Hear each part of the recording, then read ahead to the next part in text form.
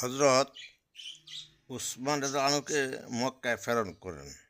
নবী করিম সাল্লাল্লাহু আলাইহি সাল্লাম হুদাইবিয়ার অবতরণের ঘটনা প্রসঙ্গে হজরত অরওয়া রাদিয়াল্লাহু আনহু বর্ণনা করেন যে নবী করিম সাল্লাল্লাহু আলাইহি সাল্লাম হুদাইবিয়ার অবতরণ করিলে কুরাইশগণ ঘাবড়াইয়া গেল।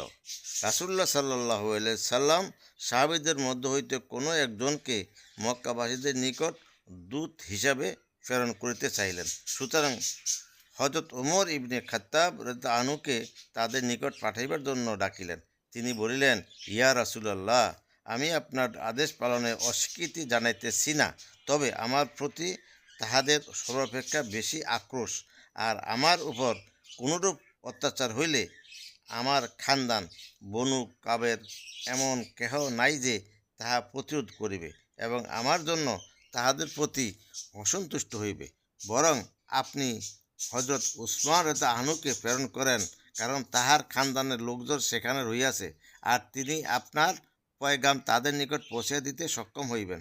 অতএব রাসূলুল্লাহ সাল্লাল্লাহু আলাইহি সাল্লামের হজরত উসমান রাদিয়াল্লাহু আনহুকে ডাকিলেন এবং তাহাকে কুরাইশদের নিকট এই বলিয়া প্রেরণ করিলেন যে, তাহাদিগকে জানিয়ে দাও যে আমার যুদ্ধ করিতে আসি নাই, বরং আমার উমরা পালন করিতে আসিয়াছি, আর তাহাদিগকে ইসলামের প্রতি দাওয়াত দিবে।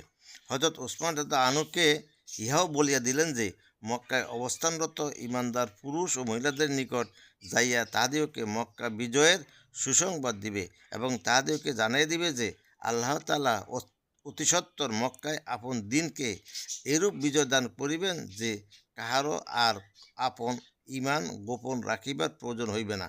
নবী করিম সাল্লাল্লাহু আলাইহি সাল্লাম মক্কা অবস্থানরত দুর্বল মুসলমানদিগকে ঈমানের উপর মজবুত করিবার জন্য এই সুসংবাদ প্রদান করিলেন। বর্ণনা করেন, হযরত উসমান রাদিয়াল্লাহু আনহু মক্কার দিকে রওনা হইলেন। পথে বালদা নামক স্থানে কুরাইশদের কতিপয় লোকের সহিত তাহার সাক্ষাৎ হইল। তাহারা জিজ্ঞাসা করিল, কোথায় যাইতেছ?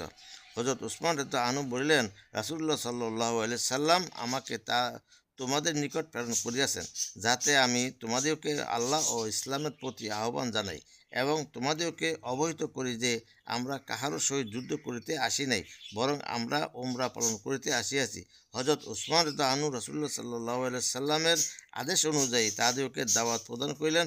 তাহারা বলিল, তুমি যাহা বলিয়াছ আমরা তা শুনিয়াছি, যাও তুমি নিজের কাজ করো। কিন্তু আহ্বান ইবনে সাইদ ইবনে আস দাঁড়াইয়া হযরত উসমান রাদিয়াল্লাহু আনহুকে অভ্যর্থনা জানাইলেন এবং তাহাকে আশ্রয় প্রদান করিলেন। তারপর নিজের ঘোড়ার পিঠে জিন বাঁধিয়া তাহাকে আরোহণ করাইলেন এবং স্বয়ং তাহার পিছনে